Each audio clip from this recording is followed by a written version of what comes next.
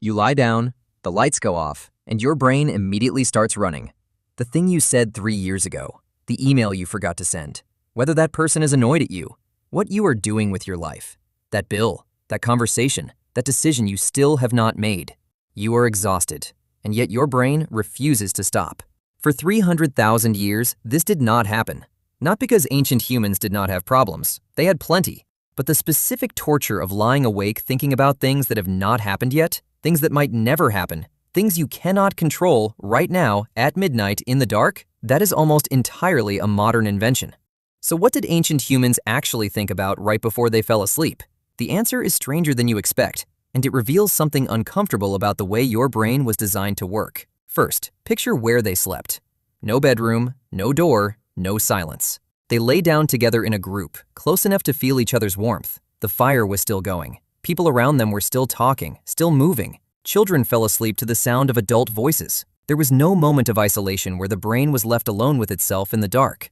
Researchers studying the Hadza of Tanzania, one of the last remaining hunter-gatherer societies on Earth, discovered something remarkable about their sleep. Over a period of 20 days, there was almost never a moment when every single member of the group was asleep at the same time. The total overlap was 18 minutes. 18 minutes across 20 nights. Someone was always awake, always present. Ancient humans never truly went to sleep alone. Now here's the part about their thoughts. Ancient humans had stress, real stress, but their stress was immediate and physical. A sound in the darkness, whether there was enough food, the cold, a tension with someone in the group that needed resolving. These are all things happening right now. Real, present, solvable things. Not abstract future problems floating around with no shape and no solution. Researchers studying anxiety across cultures have found that abstract future worry, the kind that keeps modern humans awake for hours, barely exists in hunter-gatherer societies. They did not lie awake wondering if they were good enough. They did not replay conversations searching for hidden meaning. They did not catastrophize about a future that did not exist yet. Their minds lived almost entirely in the present moment.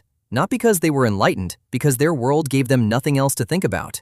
Their last thoughts before sleep were almost certainly about what had just happened. The hunt that morning, the argument that got resolved by the fire, what someone said that made everyone laugh, the specific sound the wind was making. These are not abstract worries. They are memories of real things that already happened in a world they already understood. Then something changed. Agriculture arrived. Then permanent structures, then ownership, debt, planning, social hierarchies, and eventually a world that runs entirely on the future. Everything you do today is for something that has not happened yet. You work for money you have not earned yet. You worry about a career that is not played out yet. You lie in the dark replaying conversations with people who are asleep somewhere else and cannot hear you.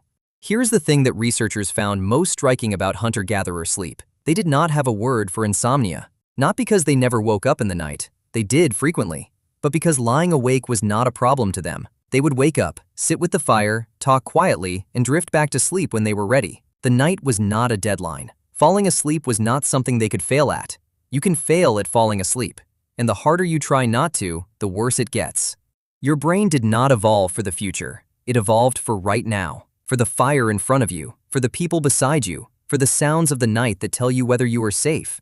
The last thing an ancient human thought before they fell asleep was probably the most recent real thing that happened to them. The day that was, not the day that might be.